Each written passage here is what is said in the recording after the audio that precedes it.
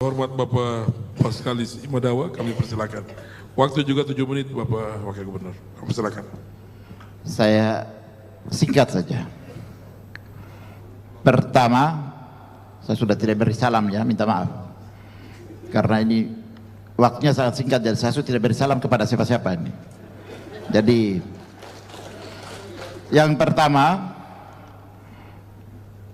kita di Papua tidak ada CCTV, baik di kantor, di ruangan manapun, di jalan atau di gedung manapun tidak ada CCTV. Nah, ketika pembunuhan yang bersifat mutilasi itu terjadi, maka cybercrime susah untuk mengungkapkan kasus itu. Mayatnya, jenazahnya, jasadnya dipotong-potong, kepalanya dibuang kemana, kakinya kemana, tangannya kemana, dan tidak bisa diungkap di Papua. Tapi kalau di Jawa bisa diungkap karena CCTV itu ada di mana-mana, tinggal lihat rekam jejak CCTV aja. Dan hukuman ketika diketahui siapa yang melakukan pembunuhan dengan cara bermutilasi, maka hukumannya itu sangat berat, lebih berat dari mereka yang hanya sekali bacok langsung mati di tempat. Maksud saya, kalau boleh yang namanya mutilasi itu tidak boleh ada. Apa yang potong-potong anggaran itu tidak usah ada, karena itu pekerjaan yang paling tidak bagus. Itu perbuatan yang paling kejam dan sangat keji.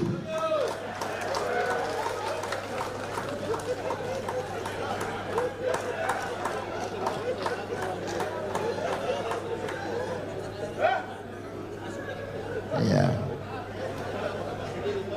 Jadi saya mengutuk dengan keras para oknum-oknum dan tangan-tangan yang memutilasikan dana otsus itu, karena itu perbuatan tidak terpuji.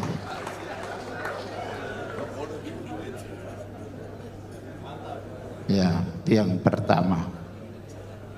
Yang kedua, undang-undang jangan sampai digugurkan oleh Inpres. Undang-undang bisa menggugurkan Inpres.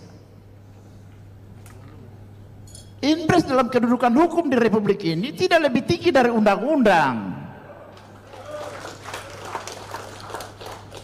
Tapi yang ada dalam realita 2 tahun belakangan ini, Inpres dan peraturan Kementerian Keuangan itu sangat tinggi dari undang-undang. Bapak Komar yang terhormat, saya minta ini kita lebih keras dan lebih tajam lagi harus menyikapi ini. Sangat naif. Undang-undang bisa diabaikan oleh Inpres atau peraturan presiden, ke apa itu saya juga kurang tahu itu. Ya.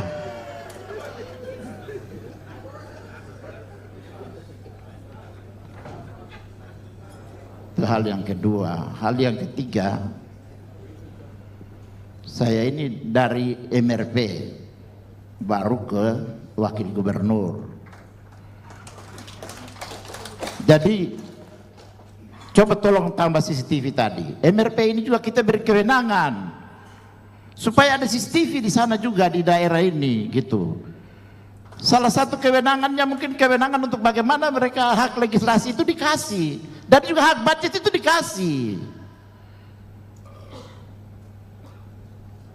supaya mereka ini juga bisa kawal ini dana otsus ini. Mungkin itu yang perlu saya sampaikan. Itu hal yang ketiga. Yang keempat, 7 menit, jadi 1 menit 1 hal. Ya. Yang keempat,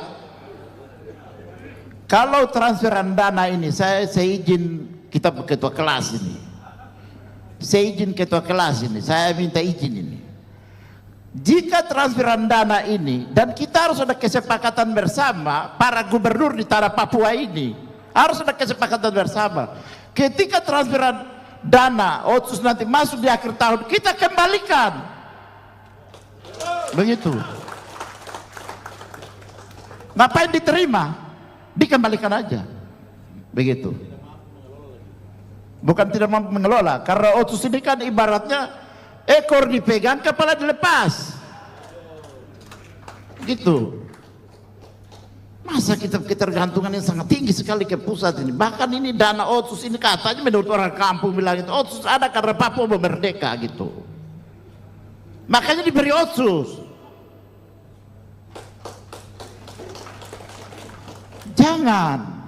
Jangan kita diperlakukan seperti anak bayi. Karena anak bayi supaya anak kecil ini jangan ikut ke pasar dengan mama bilang sudah jangan nangis, sebentar nanti mama pulang baru kasih gula-gula, kasih bonbon, kasih apa segala gitu, gak usah. Saya juga kalau putus asa saya bisa teriak duluan bahwa otsus kita kasih kembali. Sepakat itu, kita kasih kembali nih otsus saja. Tidak usah ngomong diplomasi segala macam tinggi-tinggi, stop dulu. Karena sekarang ini kita jalan ini sudah tidak jelas. Saya minta ombudsman coba lakukan penelitian dulu. Ombudsman lakukan penelitian di daerah-daerah, di kepala-kepala daerah ini. Coba teliti dulu. Kira-kira pelayanan publik itu berapa persen? Saya rasa mungkin 0,0% sekarang ini pelayanan publik ini di tanah Papua ini. Jadi mungkin itu saja yang perlu saya sampaikan. Baik. Mohon kesepakatan bersama. Kalau di akhir tahun dananya masuk, kita kasih kembali. Tepuk tangan untuk Bapak. Sekian dan terima kasih. Wassalamualaikum warahmatullahi wabarakatuh.